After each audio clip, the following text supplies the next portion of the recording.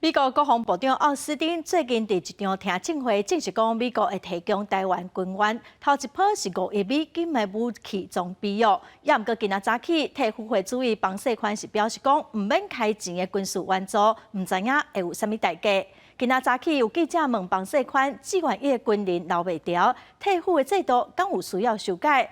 房世宽雄雄登上去，问记者讲：你若知影留袂掉，嘛爱记者毋通问一款问题。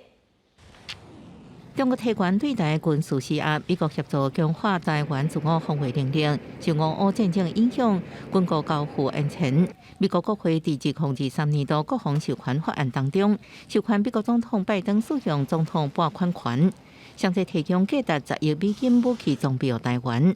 美国国防部长奥斯汀最近出席听证会，证实要提供台湾重大军援。And I'm pleased that the United States will soon provide significant additional security assistance to Taiwan through the presidential drawdown authority that Congress authorized last year.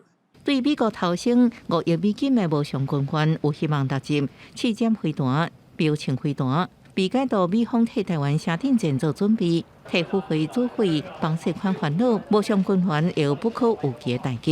你突然间接到无偿的这种援助，你一定会付出不可预计的代价。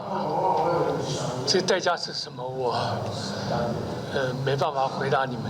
外界关注台湾国防自主是毋是互美方牵咧行？房世宽认为，各州战难要落水，各校机量产拢是成果。因为国军最近人才流失的情形恶化，去年志愿役无适合人数创新高，有4066人，因讲是一个女的病例。房世宽被问到志愿役留袂掉，替副制度是毋是需要修改？面色大变，高声回击：你怎么知道留不住？不要问这种问题。李伟指出，志愿役提前退场，不只是国家的精神，如何协助就校就业，考验政府执行力。房世宽表示，替副会会继续照顾退役的士官兵。记者综合报道。